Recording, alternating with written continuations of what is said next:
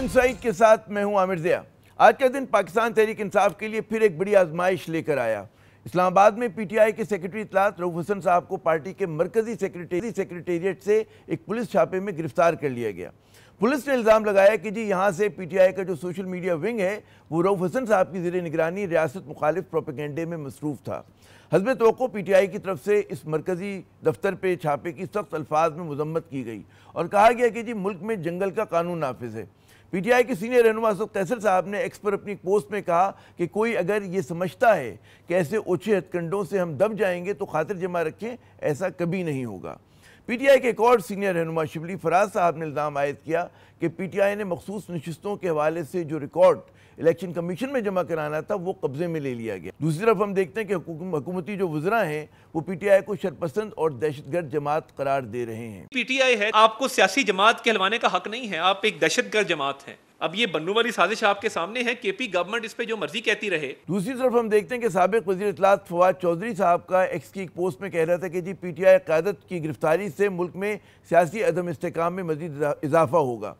समझने की बात यह है कि सियासी महाजराई और अदम इस्तेकाम बढ़ने का खदशा सिर्फ फवाद चौधरी साहब ही को नहीं बल्कि पाकिस्तान में जारी सारी जो सियासी बुहरान है उसने बहुत सारे पाकिस्तानियों को परेशान कर रखा है। उसके साथ साथ पाकिस्तान के जो दोस्त ममालिक हैं और सरमायाकारी के हवाले से शोहरत रखने वाली रेटिंग एजेंसियां हैं वो भी गैर यकीनी सियासी सूरत हाल और अदम इस्तेकाम को पाकिस्तान का नंबर 1 मसला करार दे रही हैं। और आज ही के दिन जो है DGISPR साहब लेफ्टिनेंट जनरल अहमद शरीफ साहब ने प्रेस कॉन्फ्रेंस से खिताब करते हुए कहा कि इंतहाई संजीदा इशूज़ को सियासत की भेंट चढ़ाया जा रहा है और अज़्म इस्तेकाम ऑपरेशन पर तनाज़ा और इतराज़ात जो हैं उनके नज़दीक इसकी एक मिसाल हैं। एक बहुत बड़ा माफिया, सियासी माफिया, गैर कानूनी mafia, there is a very strong lobby जो चाहती है कि ये जो अगराज़ो मकासद हैं अज़्म इस्तेकाम के नेशनल एक्शन प्लान के थे ये ना पूरे हो। एक संजीदा बात को भी सियासत की भेंट चढ़ाया जा रहा है। नेशनल सर्वाइवल का इशू है ये। जहां DGISPR ने ऑपरेशन अज़्म इस्तेकाम के हवाले से इबाहम और बदगुमानियों को दूर करने की कोशिश की, वहीं सियासी माफिया का भी जिक्र किया जिसने मुसल्लह अफवाज के खिलाफ जो है मुनज़्ज़म प्रोपेगेंडे और झूठी खबरें फैलाने की मुहिम शुरू की हुई है। सोशल मीडिया पे फ़ौज के ख़िलाफ़ और फ़ौज की क़यादत के ख़िलाफ़ जो बातचीत हो रही है ये है डिजिटल दहशतगर्दी। जो डिजिटल दहशतगर्द है उसको कानून ने रोकना है, उसको मॉनिटरिंग ने रोकना है, उसको रेगुलेशन ने रोकना है, उसको सजाओं ने रोकना है। दूसरी तरफ भारत है जो कि मौके की ताक में है, ये कब इसकी फ़ौज और इसके अदारे वीक हों तो हम अपनी वारदात डालें। अदालती महाज पर देखा जाए तो अदालत ने तोशाखाना के नए रेफरेंस में बानी पीटीआई और उनकी अहलिया का मजीद 7 रोज़ का रिमांड मंजूर कर लिया है। आज के प्रोग्राम में इन्हीं अहम मौज़ूआत पर बात होगी। शुरुआत करते हैं पीटीआई की बढ़ती मुश्किलात से। हमारे साथ देंगे शुएब शाहीन साहब, मारूफ कानूनदां हैं, पाकिस्तान तहरीक इंसाफ के सीनियर रहनुमा हैं। बहुत शुक्रिया शुएब शाहीन साहब कीमती वक्त देने का। आज क्या हुआ जो आपके सेंट्रल सेक्रेटेरिएट पे छापा पड़ा और रऊफ हसन साहब गिरफ्तार हुए, कुछ तफसीलात देंगे हमें? देखिए जी, रऊफ हसन साहब को गिरफ्तार सिर्फ नहीं किया, वहाँ के सारे एम्प्लॉइज़ को गिरफ्तार किया, खवातीन को उठा के लेके, गिरफ्तारी तो मैं नहीं कहूँगा, मैं एब्डक्शन कहूँगा, किडनैपिंग कहूँगा, अगवा बराए बयान कहूँगा, क्योंकि अभी तक कोई FIR हमारे सामने नहीं आई। जिन खवातीन को गिरफ्तार किया गया जो अपने इंटरव्यूज़ देने आई थी अपनी सीट्स वगैरह के लिए, उनको बगैर किसी वजह के उठा के ले गए, सामान सारा ले गए, LCD ले गए। मुझे बताएं LCD में कौन सा कोई डेटा मौजूद होता है? ये डकैती है, ये दहशतगर्दी है, ये चोरी है पुलिस की तरफ से, या अगवा है। और इंशाल्लाह हम इनके ख़िलाफ़ कार्रवाई भी करेंगे कानूनी, और ये किसी लिहाज से सूटेबल नहीं है और ये बहुत गलत हरकत इन्होंने की है। बहरहाल जो कुछ हो रहा है वो मुल्क में इंतहाई अफरा तफरी पैदा करने के मुतरादिफ है। ये हुकूमत बौखलाहट का शिकार है और इस बौखलाहट में जब से सुप्रीम कोर्ट का फैसला आया है ये ऐसी ऐसी हरकतें करने लगे हैं, मेरा ख्याल है कि इस मुल्क की जड़ें खोखली करने का मुतरादिफ। अच्छा, ये जो इल्ज़ाम लगाया गया पुलिस की तरफ से जो सामने आया और फिर हम जो ऑफिशियल वर्जन पढ़ रहे हैं कि जी यहाँ से सेक्रेटेरिएट से रऊफ हसन साहब यानी जो है वो सोशल मीडिया का विंग आपका काम करता था, जो बकौल जो इल्ज़ाम है कि जी रियासत को अंडरमाइन करता था, प्रोपेगेंडा करता था, क्या कहेंगे इसके ऊपर? जी बिल्कुल गलत बयानी से काम ले रहे हैं, गलत कह रहे हैं। ऐसी रऊफ हसन साहब जो भी थे वो इंफॉर्मेशन सेक्रेटरी थे, वो खुल के खुद आ करके प्रेस कॉन्फ्रेंसेस के जरिए अपनी बात करते थे। वहाँ हमारा सारा रिकॉर्ड मौजूद था और इमीडिएट आपको पता है जो मकसद था उनका, हमारे सारे एफिडेविट्स वहाँ मौजूद थे। और कल हमारा इंटर पार्टी इलेक्शंस का जो रिकॉर्ड है, कल वो केस लगा हुआ है इलेक्शन कमीशन में, और उस हवाले से भी वो सारा रिकॉर्ड हमारा उठा के ले गए। मतलब ये था कि ये सिर्फ और सिर्फ डकैती करना था, हमारा रिकॉर्ड उठाना था, ये बदमाशी करना।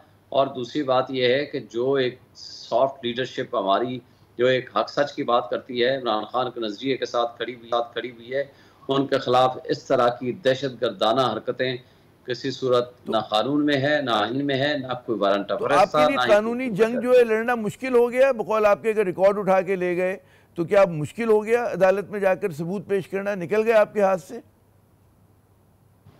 देखें, हमारे लिए तो जो कुछ भी है हम कानून के मुताबिक हम अपनी कार्रवाई करेंगे, मगर उनके पास ना कोई वारंट ऑफ अरेस्ट था, ना कोई वजह थी, ना ही कोई तरीका कार था। अब देखें, इलेक्शन कमीशन के पास कल हमारा केस है, सारा रिकॉर्ड वो उठा के ले गए। दूसरा, जो हमने एफिडेविट जमा कराने थे, तमाम पंजाब असम्बली के एफिडेविट्स हमारे पास मौजूद थे, वो हमने जमा कराने थे, वो सारे उठा के ले गए। और जो हमारे पास रिकॉर्ड था नेशनल असम्बली वालों का, हालांकि वो हम जमा करा चुके थे इलेक्शन कमीशन में, वो लोग भी उठा के ले गए, हमारे एम्प्लॉइज को उठा के ले गए, हमारे खवातीन को उठा के ले गए। और आज तक हमें अभी तक कोई पता नहीं है कि किस मुकदमे में है, कौन है और कहाँ है, किधर है। ये क्या आप समझते हैं जो हुकूमत पाबंदी की बात करी है, पाबंदी लगाने की, ये उसकी तरफ पहला कदम है? देखें, मुझे ये बताएं कि आज से 2 हफ्ते पहले हमें कहा गया जी हम APC बुला रहे हैं। हमने कहा जी बिस्मिल्लाह हम आएंगे, खान साहब ने भी कहा हम जाएंगे। मुझे बता दें इस दौरान कौन से ऐसे वाक़यात हुए हैं सिवाय इस बात के जो सुप्रीम कोर्ट की जजमेंट आई है, और सुप्रीम कोर्ट की जजमेंट आने के बाद जो कानून के मुताबिक कार्रवाई होनी थी वो उसके ऊपर अमल दरामद हो। सुप्रीम कोर्ट ने कह दिया PTI पार्टी पॉलिटिकल पार्टी थी, है और रहेगी। तो मुझे बताएं, और सुप्रीम कोर्ट ने यह भी कहा कि हमारी इंटर पार्टी इलेक्शंस को बहाना बना करके हमारे जो थे हमसे जो निशान छीना गया, और उसके नतीजे में जो सुप्रीम कोर्ट की जजमेंट को मिस इंटरप्रेट किया गया, वो जानबूझ के ये सारी हरकतें की गई। तो ये तो सारी सुप्रीम कोर्ट की जजमेंट आने के बाद फिर कैबिनेट की मीटिंग कल हो रही है। मुझे बताते हैं तातारा ने किस तरह ये प्रेस कॉन्फ्रेंस कर दी और किसके कहने पे की। ये सारा मिली भगत है, एस्टैब्लिशमेंट इसमें पूरी तरह मुलव्वस है, इसमें ये कठपुतली हुकूमत मुलव्वस है। इनको पता है कि इनके पास कोई लीगल, अखलाकी और आईनी जवाब मौजूद नहीं है।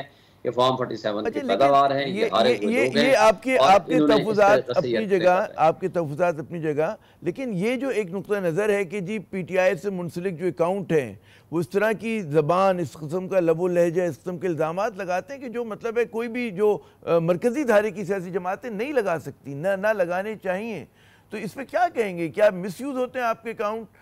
आपके काबू में नहीं है, बिल्कुल ऑफिशियल अकाउंट्स होते हैं और वो इस तरह की बात कर रहे होते हैं? जी देखें, आज करोड़ों, हर बंदा अकाउंट होल्डर है। मुझे बताएं, करोड़ों की तादाद में अकाउंट्स हैं।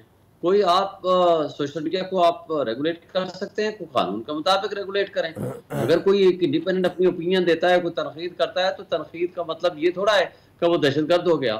तनकीद का मतलब ये है कि आप कानून के मुताबिक आप उसको प्रोसीड करें, आप तनकीद का जवाब दें।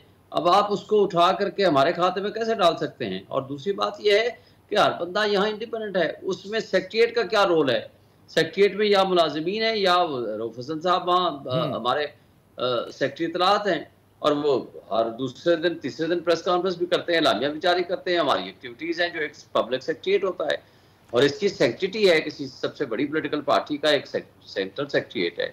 उसके ऊपर आप धावा बोलते हैं, उसके ऊपर आप डकैती करते हैं, वहाँ के लोगों को आप जमात बनाते हैं, और बगैर किसी वजह के जी साथियों के भी मोबाइल छीन लिए, उनको नहीं जाने दिया। अब यहाँ से आप अंदाजा लगा लें कि उनकी नीयतें क्या हैं। बैरून मुल्क जो बहुत सारे यूट्यूबर्स बैठे हुए हैं, बहुत सारे तो नहीं चले उंगलियों पे गिन लें, क्या वो PTI के कॉज को फ़ायदा पहुंचा रहे हैं आपके नज़दीक या नुकसान पहुंचा रहे हैं? और उनका भी जो लबो लहजा है, बकौल जो हम रियासती इदारे जो बात होती है, हुकूमत के जो लोग बात करते हैं, वो कहते हैं कि जी ये तो मतलब है जिस तरह का ज़बान इस्तेमाल करें नाकाबिल बर्दाश्त है। और ये प्रोपेगेंडा जो आज DGI इस्पियार साहब ने भी प्रेस कॉन्फ्रेंस की, उसमें भी उन्होंने तस्करा किया। जी देखें, हमने कई दफ़ा अपने आप को डिस्टेंस किया हुआ है। हर शख्स का अपना एक इंडिपेंडेंट राय होती है। यूट्यूबर्स की कोई एक तादाद थोड़ी है, हज़ारों नहीं लाखों में हैं। हर बंदा यूट्यूबर है, मुझे बताएं। अब वो अपनी एक इंडिपेंडेंट ओपिनियन देता है, that is his personal opinion. आप उनका जवाब दें। उसका ये मतलब थोड़ा है कि वो आप हमारे खाते में डाल दें। दूसरी बात मुझे बताएं, सबसे बड़ी पोलिटिकल पार्टी है, 25 करोड़ अवाम की 80% 85% लोग हमारे साथ खड़े हैं। 3 करोड़ से ज्यादा लोग ने हमें वोट दिया, 6 करोड़ वोट पड़े हैं, जिसमें से 3 करोड़ से ज्यादा लोगों ने हमें वोट डाले फॉर्म 45 के मुताबिक। 2/3 मेजोरिटी हमने ली है। आज अगर हमें कौम अगर देख रही है, अगर हमारी कोई गलती होती तो कौम में रिजेक्ट कर देती। इसके बावजूद तो हमारे पास ये बताइए, आपके सिर्फ नाकदीन नहीं बल्कि जो आपके वेल विशर्स हैं, जो दोस्त हैं, वो भी कहते हैं कि जी जो पीटीआई की तरफ से मुहिम जोई हुई उसकी वजह से बजाय इसके कि इनका कॉज आगे जाता, वो कॉज पीछे चला गया। अगर ज़रा सा मतलब है तहम्मुल से काम लिया जाता, इत्तेदाल से बात की जाती अपने लबो लहजे में, तो गालिबन इतनी मुश्किलात ना होती जिसका शिकार पीटीआई है आज। क्या आप मुत्तफ़िक़ हैं इस मफरूज़े से या इस तनकीद से? जी देखिए, बात यह है कि किस लबो लहजे से कौन बात करता है, ये चीज़ें तो खैर हर एक का अपना अपना एक मिजाज है। मगर बात सिंपल ये है, अगर हमारी एस्टैब्लिशमेंट सियासत में मुदाखलत करेगी तो तनकीद तो होगी। नंबर 2, सुप्रीम कोर्ट में जो 6 मुअज़्ज़िज़ जज साहबान ने खत लिखा, उसके बाद सुप्रीम कोर्ट ने जब लेटर भेजा तमाम हाई कोर्ट्स और लॉर्ड जुडिशरी को, वहाँ से खत आया कि जी हमारे रास्ते में सबसे बड़ी रुकावट, इंसाफ के निज़ाम में रुकावट हमारी, और वो हमें काम नहीं करने देती। ये तो सुप्रीम कोर्ट के रिकॉर्ड में लिखा हुआ है ना, ये मैंने और आपने तो नहीं कहा। तो अगर आप जा करके जजेस के बेडरूम में कैमरे लगाएंगे, जजेस के बिरादर निस्बती को उठाएंगे, तशद्दुद करेंगे, अगर आप जा करके गैर आईनी और गैर कानूनी हरकतें करेंगे, फॉर्म 47 बनवाएंगे, तो फिर तनकीद होगी और तनकीद को उठा करके। मैंने पूछना ये था कि पीटीआई की तरफ से जो मुहिम जो हुई, लेकिन अब क्योंकि कम वक्त है, आखिरी सवाल, आप क्या समझते हैं कि क्या वे फॉरवर्ड क्या है पीटीआई के लिए? आप क्या समझते हैं कि कहीं से कोई बीच की राह निकल सकती है? डेड एंड में आ गए, बंद गली में आ गई आपकी सियासत कि जिसमें दबाव बढ़ नहीं है। वे फॉरवर्ड वो है जो पीटीआई के लिए, जो मुल्क के लिए है। इस मुल्क में निज़ाम इंसाफ कायम करें, इस मुल्क में कानून और आइन की हुक्मरानी को आप यकीनी बनाएं, इस मुल्क में जमहूरियत को तमाशा और ढोंग मत बनाएं, जो आवाम का फैसला है उसको तस्लीम कर लें, तब जा कर के मुल्क भी तरक्की करेगा, हमारी मईशत भी बेहतर होगी, पॉलिटिकल स्टेबिलिटी भी आएगी। और जितना ये लेट करेंगे उतना नुकसान होगा, उतना लोगों की में नफरतें बढ़ेंगी, बेरोजगारी पहले बढ़ रही है, जहालत बढ़ रही है, उसके साथ साथ गुर्बत बढ़ रही है। आधी से ज़्यादा आबादी आपकी गुर्बत की लकीर से नीचे चली गई है। तो फिर क्या होगा, मुझे बताएं कि आपसे भी तफसीली गुफ्तगू फिर उधार रही शेख शाहीन साहब, आपसे तफसीली गुफ्तगू उधार रही। बहुत शुक्रिया, आपने अपना कीमती वक्त दिया। नाज़रीन, आप शाहीन साहब की गुफ्तगू सुनी। यकीनन पाकिस्तानी सियासत को इत्तेदाल की ज़रूरत है। हमारे साथ अब दूसरे मेहमान मौजूद हैं। जाहिद हुसैन साहब किसी तारुफ के मुताज नहीं, सीनियर सहाफ़ी हैं, कॉलमिस्ट हैं, तज्ज़ियाकार हैं। और जाहिद साहब, बहुत शुक्रिया अपना कीमती वक्त देने का। ये बताइए कि ये जो अरेस्ट हुए हैं आज पीटीआई के लोगों के और उनके सेंट्रल सेक्रेटेरिएट के ऊपर छापा पड़ा है, आपके ख्याल में पाकिस्तान में जो सियासी फ़ज़ा जो है मज़ीद मुकद्दर होगी, मज़ीद महाजराई में इजाफा होगा? जी, ये सारी कार्रवाई जो आज हुई है उसका एक पस मंजर है, और ये उस वक्त हो रही है जबकि पहले से हुकूमत ने कहा हुआ है कि पीटीआई पे पाबंदी लगाने जा रही है। और इस किस्म की कार्रवाई जो है वो हमेशा इस वक्त की आती है जबकि हुकूमत कोई बड़ी कार्रवाई किसी के लिए, तो ऑलरेडी इस मुल्क के अंदर सियासी तनाव बढ़ा हुआ है और इसके नतीजे में और ज्यादा जो है कशीदगी बढ़ेगी। और एक ऐसे हालात में जब मुल्क को इतने बड़े चैलेंजेस का सामना है, न सिर्फ माशी हालात की वजह से बल्कि और भी आपको सिक्योरिटी चैलेंजेस का सामना है। आपको केपी में जो वाकयात हुए पिछले चंद दिनों में, वो हमारे लिए एक आंखें खोलने के लिए काफी है कि एक ऐसी सूरत हाल बनने जा रही है जहां पे हालात जो है सिक्योरिटी फोर्सेस के काबू से बाहर होती हुई चली आ रही हैं। एक तरफ तो हम देखते हैं कि जो है आपकी जो है दहशतगर्दी की कार्रवाइयां बढ़ती जा रही हैं, दूसरी तरफ जो है वो अवाम के अंदर भी बेतहाशा गम गुस्सा भी बढ़ता जा रहा है। महंगाई है और बहुत सारी बेइत्मीनानी की चीजें हैं। ये बताइए, जो हुकूमत और अभी जैसे तारड़ साहब ने फरमाया, वजीर इत्तलात ने, कि जी दहशतगर्द तंजीम है और बार बार कई उनके जो वज़रा हैं इसी किस्म की ज़बान इस्तेमाल कर रहे हैं, आपके ख्याल में इससे हुकूमत जो है वो समझती है कि उसका जो पॉलिटिकल कैपिटल है उसमें इजाफा होगा और जो उसके अहदाफ हैं वो आसानी से हासिल कर सकेगी? ये जो लबो लहजा है अपने मुखालफिन को गद्दार कहने का या उसको दहशतगर्द कहने का, ये तरीक़ा वारदात दुरुस्त है, पीटीआई भी किया करती थी एक ज़माने में, इसी किस्म के लबो लहजे में उनके लोग बात किया करते थे। जी देखिए आमिर, ये एक इस बौखलाहट के है। जब आपकी कारकर्दगी सही नहीं रहती है तो आप इसी किस्म के अल्फाज इस्तेमाल करते हैं, जिम्मेदारी किसी और पर आयद करने की कोशिश करते हैं। आपने बिल्कुल सही बताया कि जब पीटीआई भी इसी किस्म के जो इल्जाम लगाती है, लेकिन जो अब जो हुकूमत जिस तरह से बातें कर रही है उसकी मेरे ख्याल हालिया दौर में बहुत ही कम मिसाल मिलती है। जिस किस्म की बात एक बौखलाहट का शिकार है, न सिर्फ आप देखें कि अपोजिशन के खिलाफ उनकी बयानबाजी जारी है, बल्कि एक लिहाज एक जो उनकी कार्रवाई कह लें या उसकी तनकीद जो है बढ़ती जा रही है अदलिया पे। जिस किस्म की जबान जजेस के खिलाफ इस्तेमाल की जा रही है, न सिर्फ जो है लॉ मिनिस्टर इंटीरियर मिनिस्टर की तरफ से, बल्कि जो चीफ मिनिस्टर है पंजाब की, उन्होंने जो अल्फाज इस्तेमाल किए हैं, तो उससे साफ जो है लगता ये है कि जो हुकूमत जिस काम के लिए आती है उनसे तो काम नहीं हो रहा है, और इस चीज का जो है बुखलाहट की वजह से वो इस किस्म के इल्जाम किसी और जगह लगा रहे हैं।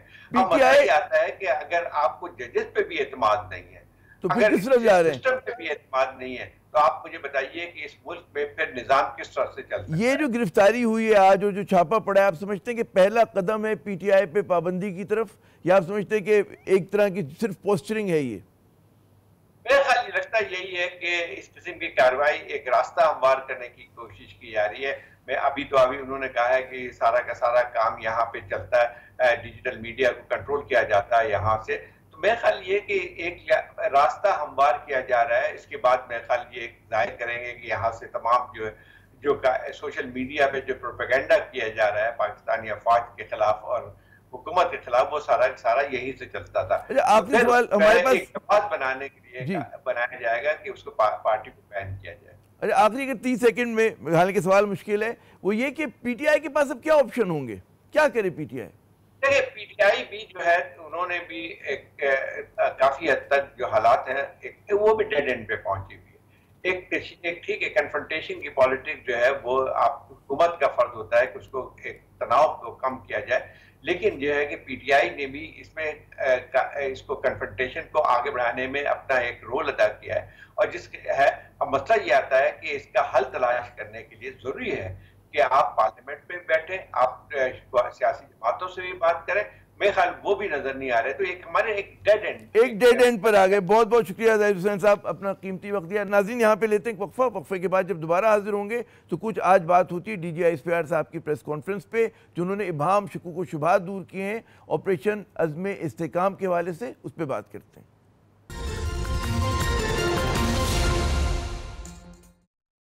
प्रोग्राम में नाज़रीन एक मरतबा फिर खुश आमदीद। आज DGI ने बड़ी अहम प्रेस कॉन्फ्रेंस की और प्रेस कॉन्फ्रेंस में उन्होंने कहा कि इंतहाई संजीदा मामलात को जो है वो सियासत की भेंट चढ़ाया जा रहा है, जिसकी उन्होंने मिसाल के तौर पे कहा जो अज़्म इस्तेकाम ऑपरेशन की बात है, जो पाकिस्तान की सालमियत का सवाल है, उस ऑपरेशन के हवाले से उस तनाजुर में उन्होंने बात की। उसके साथ साथ उन्होंने ये भी कहा कि इस साल दहशतगर्दों के खिलाफ सिक्योरिटी फोर्सेस ने मजमूई तौर पर 22,409 ऑपरेशन किए हैं, जिसमें उन्होंने मतलब ये भी बताया कि 398 के करीब दहशतगर्दों को हलाक किया गया, जिनमें 31 जो थे वो बड़े हाई प्रोफाइल किस्म के दहशतगर्द थे।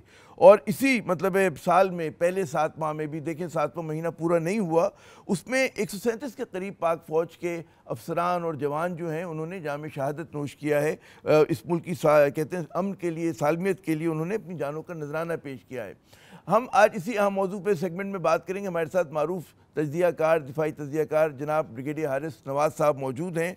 हारिस साहब बहुत शुक्रिया अपना वक्त देने का। ये बताइए कि आज की जो प्रेस कॉन्फ्रेंस थी DGI साहब की, उसका एक बहुत ही अहम पहलू ये था कि जो मिसकॉन्सेप्शंस हैं इस ऑपरेशन के हवाले से उनको दूर किया जाए। और ज़ाहिर वो मिसकॉन्सेप्शन इसलिए थे कि हुकूमत ने जिस तरह अपनी शुरू में पिच किया इस पूरी बात को, कि कहते हैं कई सियासी जमातों ने मुखालफत शुरू कर दी।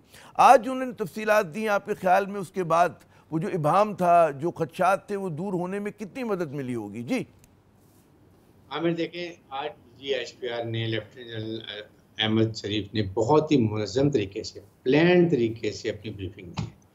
मकसद यह था कि अज़्म इस्तेकाम के बारे में जो एक प्लान प्रोपेगेंडा किया गया है, जो इसके खिलाफ बातें की जा रही हैं, विदाउट गोइंग इनटू डिटेल उसको क्लियर करें। आई एम श्योर कि आज पूरी कौम को और हमारे जो मीडिया को सबको पता चल गया कि कितना गलत प्रोपेगेंडा किया गया है। कि अब वो उन्होंने कही थी कि हम सिर्फ कैपेसिटी बढ़ा रहे हैं, उसी तरह ऑपरेशन हो रहे हैं, कोई IDP डिस्प्लेस नहीं होंगे, कोई किसी को प्रॉब्लम नहीं होगी। सिर्फ जो टेररिज्म है उसको हम अच्छे तरीके से और लेके चलेंगे। लेकिन फ़र्क ये है कि पहले जो ज़रब अज़ब ऑपरेशन टाइप हो रहे हैं वो सिर्फ फ़ौज कर रही है, हमारी मिलिट्री कर रही है, इसमें पूरी कौम को होना चाहिए साथ। असल मामला है कि जी काइनेटिक ऑपरेशंस के साथ वो जो नॉन काइनेटिक ऑपरेशंस हैं उनको भी, यानी कि उस नॉन काइनेटिक ऑपरेशन से मुराद है कि जो इस्लाहात करनी थी, जो रिफॉर्म्स करनी थी सिविलियन डोमेन में, उस पर भी फोकस हो, जिसका मेरे ख्याल में DGISPR ने तस्करा भी किया कि जैसे उन्होंने बताया कि जी मदारिस हैं कि तकरीबन 16,000 मदारिस जो हैं वो रजिस्टर्ड नहीं हैं।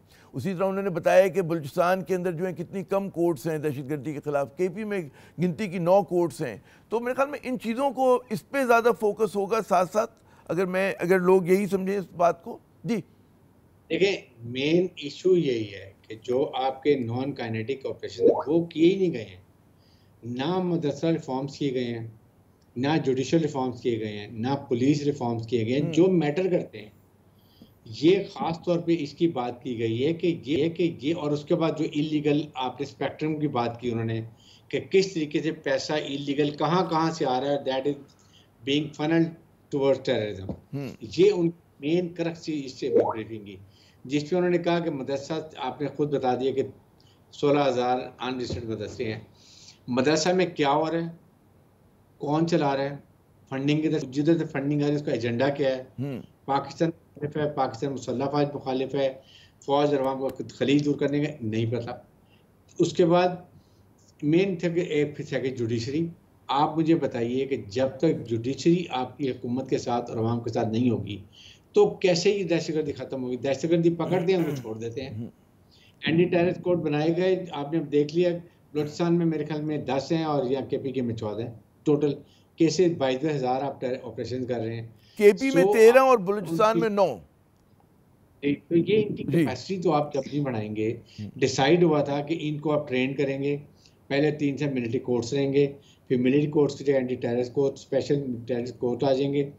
इनको बेशक कैंटोनमेंट सिक्योरिटी दें, इनके नाम सीखे रात में रखा जाए, इनको ट्रेन किया जाए स्पीडी ट्रायल कैसे करना है, कितनी जल्दी खत्म करना है। नहीं किया गया, 10 साल लग रहे हैं। चालान पेश हफ्ते में होना चाहिए, 1 साल लगता है।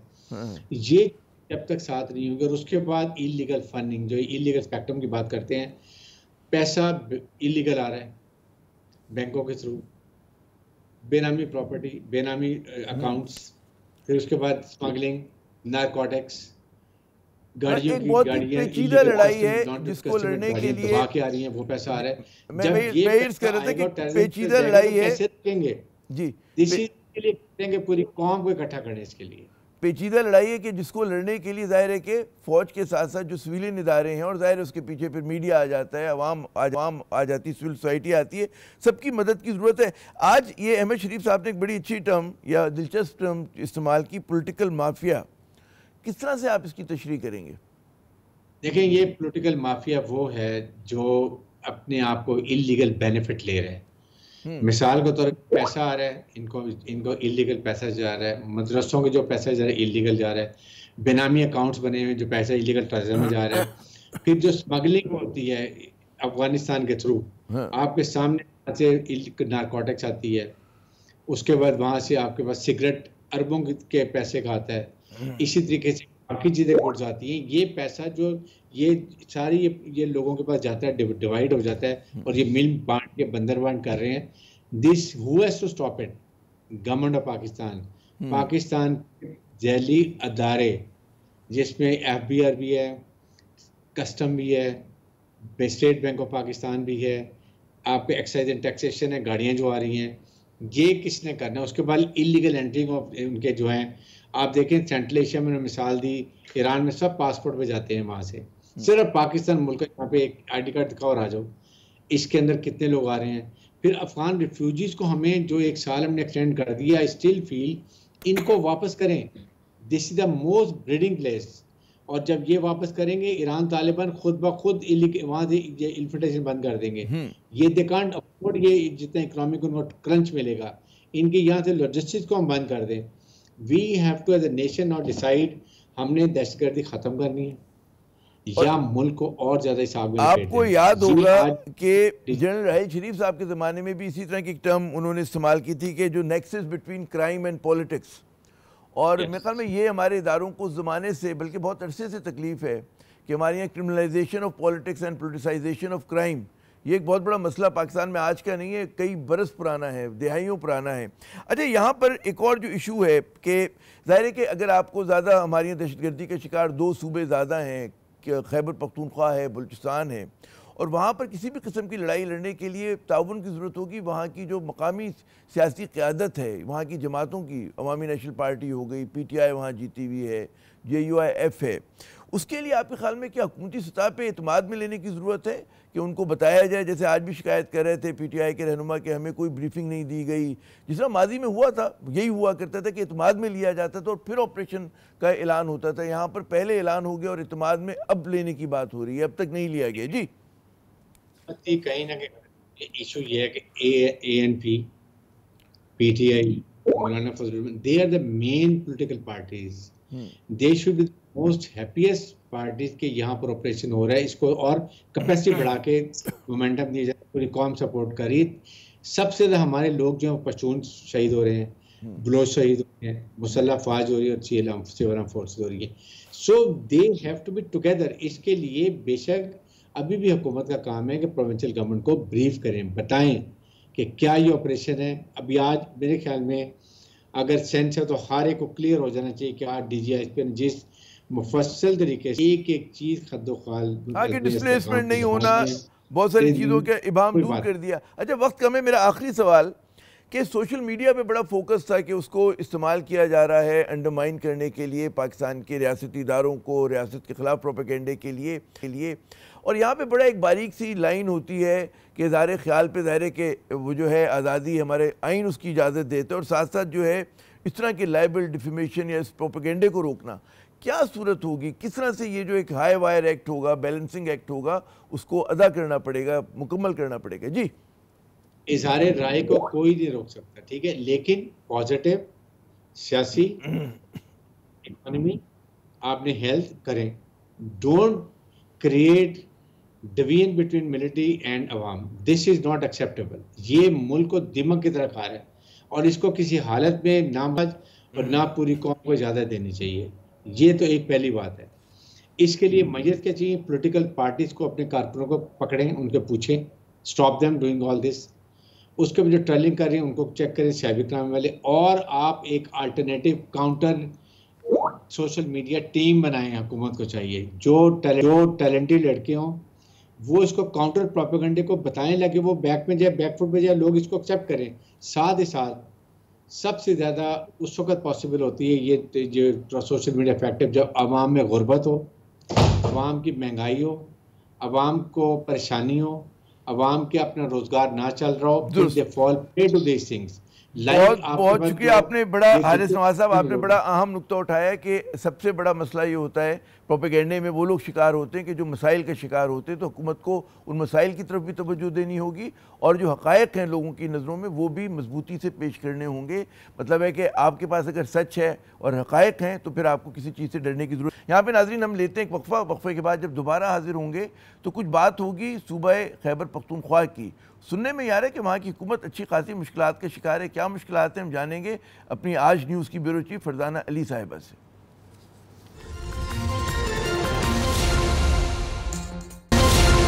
न्यूज़ इनसाइट में नाज़रीन एक मरतबा फिर खुश आमदेद। जहाँ PTI और उसकी क़यादत अमूमी तौर पर मुश्किलात के शिकार है, वहीं इसकी खैबर पख्तूनख्वा की सूबाई हुकूमत के लिए भी मामलात जो हैं आसान नहीं। इस सूबे को 3 तरह की मुश्किलात का सामना है। एक तरफ यकीनन दहशतगर्दी का अफरीत है, तो दूसरी तरफ हम देखते हैं कि सूबे और मरकज़ के दरमियान जो है महाजराई है, और इसके साथ साथ आम अफराद के रोज़मर्रा के मसाइल जिन पर मुखालफिन के मुताबिक सूबाई हुकूमत की तवज्जो नहीं। हकीकत जानने की कोशिश करते हैं। पेशावर की जो हमारी ब्यूरो चीफ हैं आज न्यूज़ की, फरजाना अली साहिबा हमारे साथ हैं। फरजाना साहिबा, बहुत शुक्रिया अपना वक्त देने का। ये बताइए क्या सूरत हाल चल रही है इस वक्त सूबाई हुकूमत की? बन्नू के जो वाक़या हुआ था उसके बाद के दबाव में इजाफा हुआ है? जी बहुत शुक्रिया आमिर साहब। यकीनन आपने सही अंदाज़ा लगाया है या आप तक जो ख़बरें पहुंची हैं वो बिल्कुल सही हैं कि हुकूमत के लिए ये एक बहुत टफ़ टाइम है और सबसे ज़्यादा मुश्किल में इस वक्त वज़ीर आला खैबर पख्तूनख्वा अली अमीन गंडापुर है। 19 जुलाई से लेकर अब तक वो घर पर ही हैं। बहुत सारे लोग इस घर पर रहने को एक ख़ास अल्फाज के साथ बयान करते भी नज़र आते हैं, लेकिन बहरहाल वज़ीर आला साहब घर पे ही हैं और कुछ घर से क्या मुराद है आपकी? वो अभी वज़ीर आला हाउस में है, वो उससे बाहर नहीं निकल रहे, ये कहना चाह रही हैं आप? जी बिल्कुल, वज़ीर आला हाउस में हैं और उससे बाहर नहीं निकल रहे। इसके लिए कुछ लोग एक ख़ास लफ्ज़ भी इस्तेमाल कर रहे हैं जो आम तौर पर हम हाउस अरेस्ट जिसको कहा जाता है, कुछ इस किस्म की सिचुएशन के आज सुबह से चहमगोइयाँ भी होती नज़र आ रही हैं। लेकिन आपने जो सवाल किया कि वाकई मैं यहाँ एक मिनट फरजाना यहाँ रुकिएगा, ये जो चहमगोइयों की बात की, ज़रा से इसकी वजाहत ज़रूरी है क्योंकि हाउस अरेस्ट मेरे ख्याल में बड़ा सख्त है और जब तक हमें बिल्कुल कहते हैं ना उस पर सॉलिड ना हो जाए, हमें बिल्कुल यकीन ना हो, तो क्या लोग तो उनसे मिलने जा रहे हैं ना, उनकी पार्टी के लोग जा रहे हैं, उनके जो ऑफिसर्स होंगे जा रहे होंगे वहाँ से, वो अमूरे मुमलिकत या अमूरे जो उनके सूबा है वो तो चला रहे होंगे ना?